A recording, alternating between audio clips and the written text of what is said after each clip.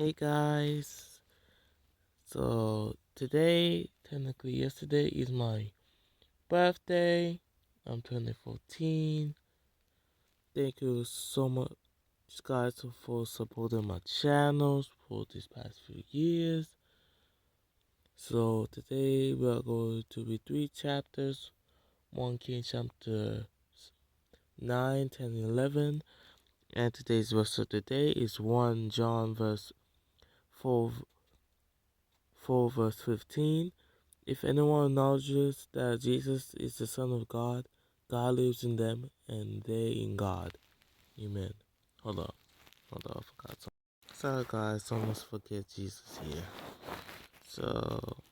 So today we're reading 1 King chapter 9, 10, and 11. 1 Kings chapter 9. When Solomon had finished building the temple of the Lord and the royal palace, and had achieved all he had desired to do, the Lord appeared to him a second time, as he had appeared to him at Gibeon. The Lord said to him, I have heard the prayer and plea you have made before me. I have consecrated this temple which you have built, by putting my name there forever. My eyes and my heart will always be there. As for you, if you walk before me faithfully, with integrity of heart and uprightness, as David your father did, and do all I command and observe my decrees and laws, I will establish your royal throne over Israel forever, as I promised David your father when I said, you shall never fail to have a successor on the throne of Israel. But if you or your descendants turn away from me, and do not observe the commands and decrees I have given you, and go off to serve other gods and worship them, then I will cut off Israel from the land I have given them, and will reject this temple I have consecrated for my name. Israel will then become a byword and an object of ridicule among all peoples. This temple will become a heap of rubble. All who pass by will be appalled and will scoff and say, why has the Lord done such a thing to this land and to this temple? People will answer, because they have forsaken the Lord their God, who brought their ancestors out of Egypt, and have embraced other gods, worshipping and serving them. That is why the Lord brought all this disaster on them. At the end of 20 years, during which Solomon built these 2 buildings, the temple of the Lord and the royal palace, King Solomon gave 20 towns in Galilee to Hiram, king of Tyre, because Hiram had supplied him with all the cedar and juniper and gold he wanted. But when Hiram went from Tyre to see the towns that Solomon had given him, he was not pleased with them. What kind of towns are these you have given me, my brother? He asked. And he called them the land of Kabul, a name they have to this day. Now Hiram had sent to the king 120 talents of gold. Here is the account of the forced labor King Solomon conscripted to build the Lord's temple, his own palace, the terraces, the wall of Jerusalem, and Hazor, Megiddo, and Giza. Pharaoh, king of Egypt, had attacked and captured Giza. He had set it on fire. He killed its Canaanite inhabitants, and then gave it as a wedding gift to his daughter, Solomon's wife. And Solomon rebuilt Giza. He built up Lower Beth-horon, Baalath, and Tadmor in the desert, within his land, as well as all his store cities and the towns for his chariots and for his horses, whatever he desired to build in Jerusalem, in Lebanon, and throughout all the territory he ruled. There were still people left from the Amorites, Hittites, Perizzites, Hivites, and Jebusites. These people were not Israelites. Solomon conscripted the descendants of all these people remaining in the land, whom the Israelites could not exterminate, to serve as slave labor, as it is to this day. But Solomon did not make slaves of any of the Israelites. They were his fighting men, his government officials, his officers, his captains, and the commanders of his chariots and charioteers. They were also the chief officials in charge of Solomon's projects. 550 officials supervising those who did the work.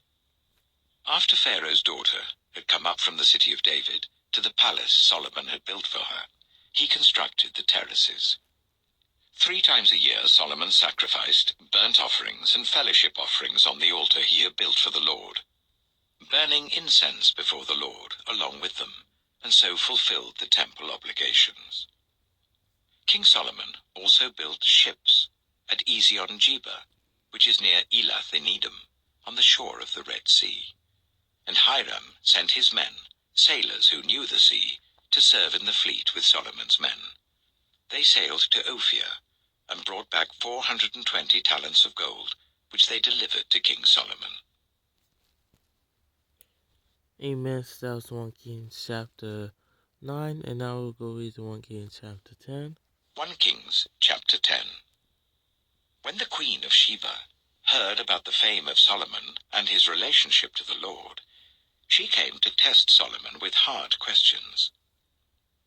Arriving at Jerusalem with a very great caravan, with camels carrying spices, large quantities of gold and precious stones, she came to Solomon and talked with him about all that she had on her mind. Solomon answered all her questions. Nothing was too hard for the king to explain to her.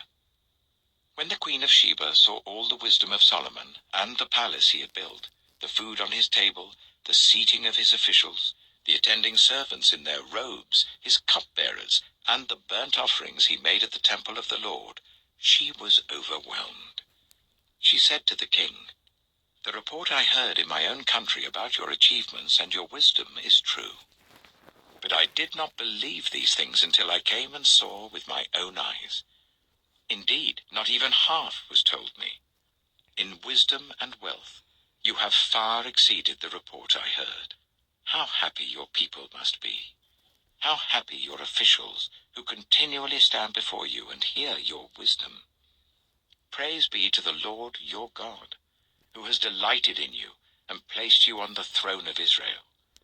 Because of the Lord's eternal love for Israel, he has made you king to maintain justice and righteousness." And she gave the king 120 talents of gold, large quantities of spices and precious stones. Never again were so many spices brought in as those the Queen of Sheba gave to King Solomon.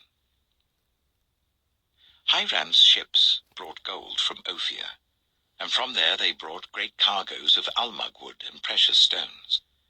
The king used the almug wood to make supports for the temple of the Lord and for the royal palace, and to make harps and lyres for the musicians. So much almug wood has never been imported or seen since that day. King Solomon gave the Queen of Sheba all she desired and asked for, besides what he had given her out of his royal bounty. Then she left and returned with her retinue to her own country. The weight of the gold that Solomon received yearly was 666 talents, not including the revenues from merchants and traders and from all the Arabian kings and the governors of the territories. King Solomon made 200 large shields of hammered gold. 600 shekels of gold went into each shield. He also made 300 small shields of hammered gold, with 3 minas of gold in each shield. The king put them in the palace of the forest of Lebanon. Then the king made a great throne covered with ivory and overlaid with fine gold. The throne had 6 steps, and its back had a rounded top.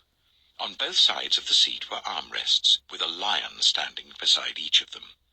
12 lions stood on the 6 steps, one at either end of each step. Nothing like it had ever been made for any other kingdom. All King Solomon's goblets were gold, and all the household articles in the palace of the forest of Lebanon were pure gold. Nothing was made of silver, because silver was considered of little value in Solomon's days. The king had a fleet of trading ships at sea, along with the ships of Hiram. Once every 3 years it returned carrying gold, silver, and ivory, and apes and baboons. King Solomon was greater in riches and wisdom than all the other kings of the earth. The whole world sought audience with Solomon to hear the wisdom God had put in his heart. Year after year, Everyone who came brought a gift, articles of silver and gold, robes, weapons and spices, and horses and mules. Solomon accumulated chariots and horses. He had 1,400 chariots and 12,000 horses, which he kept in the chariot cities and also with him in Jerusalem. The king made silver as common in Jerusalem as stones, and cedar as plentiful as sycamore fig trees in the foothills. Solomon's horses were imported from Egypt and from Kue. Royal merchants purchased them from Kue at the current price.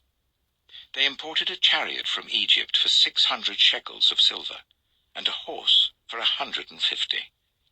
They also exported them to all the kings of the Hittites and of the Arameans. Amen. So that was 1 Kings chapter 10, and now we'll go read 1 Kings chapter 11.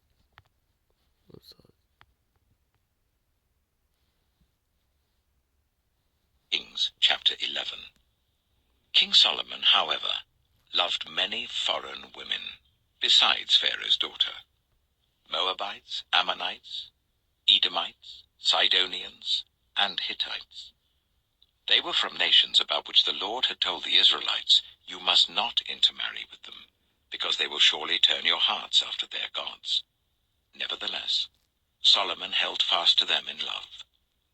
He had 700 wives of royal birth and 300 concubines, and his wives led him astray.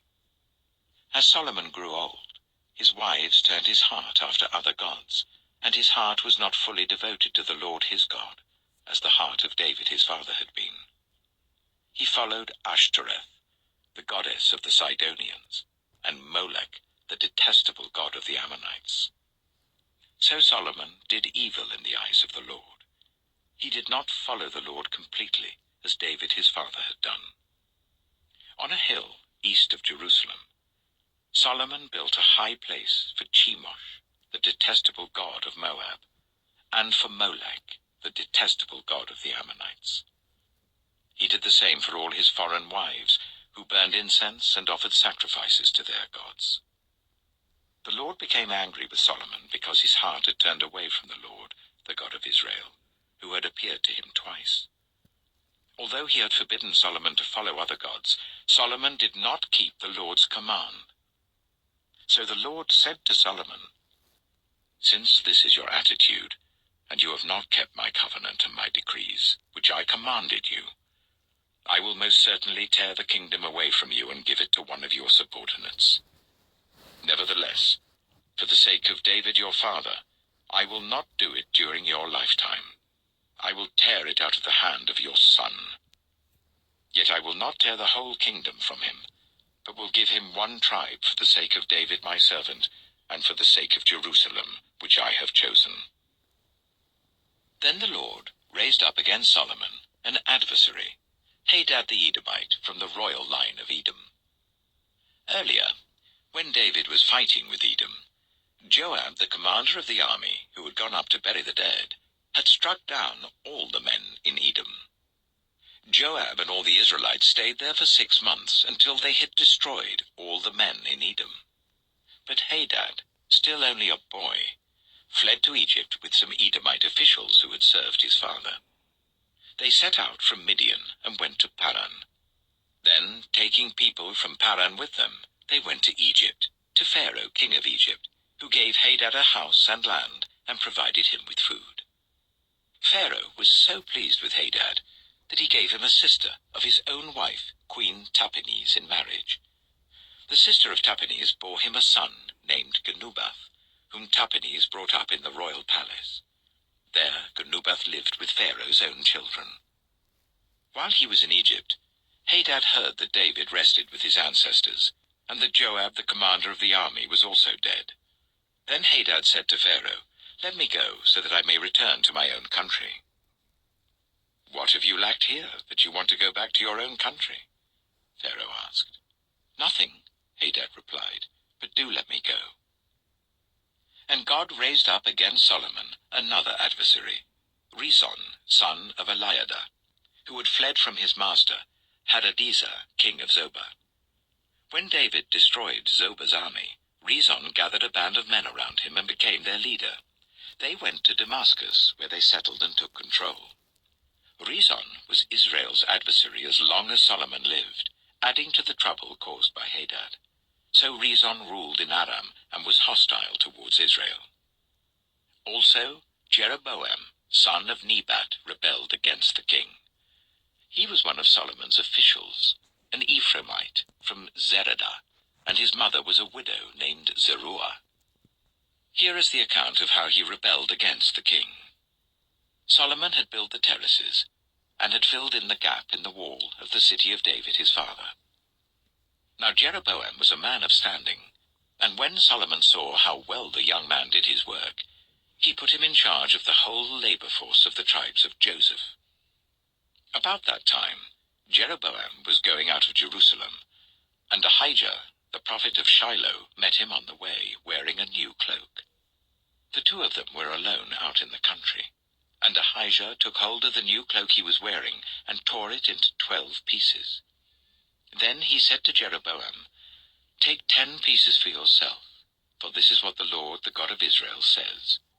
See, I am going to tear the kingdom out of Solomon's hand and give you 10 tribes.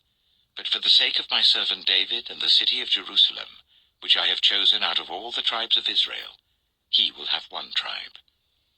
I will do this because they have forsaken me and worshipped Ashtoreth, the goddess of the Sidonians, Chemosh, the god of the Moabites, and Molech, the god of the Ammonites, and have not walked in obedience to me, nor done what is right in my eyes, nor kept my decrees and laws, as David, Solomon's father, did. But I will not take the whole kingdom out of Solomon's hand. I have made him ruler all the days of his life for the sake of David my servant, whom I chose and who obeyed my commands and decrees. I will take the kingdom from his son's hands and give you 10 tribes. I will give 1 tribe to his son, so that David my servant may always have a lamp before me in Jerusalem, the city where I chose to put my name. However, as for you, I will take you, and you will rule over all that your heart desires. You will be king over Israel. If you do whatever I command you, and walk in obedience to me, and do what is right in my eyes by obeying my decrees and commands, as David my servant did, I will be with you. I will build you a dynasty as enduring as the one I built for David, and will give Israel to you. I will humble David's descendants because of this, but not forever." Solomon tried to kill Jeroboam, but Jeroboam fled to Egypt, to Shishak the king, and stayed there until Solomon's death. As for the other events of Solomon's reign, all he did and the wisdom he displayed, are they not written in the book of the Annals of Solomon? Solomon reigned in Jerusalem over all Israel for 40 years. Then he rested with his ancestors and was buried in the city of David his father. And Rehoboam his son succeeded him as king. Amen. So that was 1 King chapter 9, 10, 11, 12. And tomorrow we'll go read 1 King chapter 12. I'm going to end the video off here. Again, thank you guys for 43 subscribers and being here throughout my entire 14 years of my life. Praise Jesus. And I'm going to end the video off here. And you guys have a blessed night. Amen.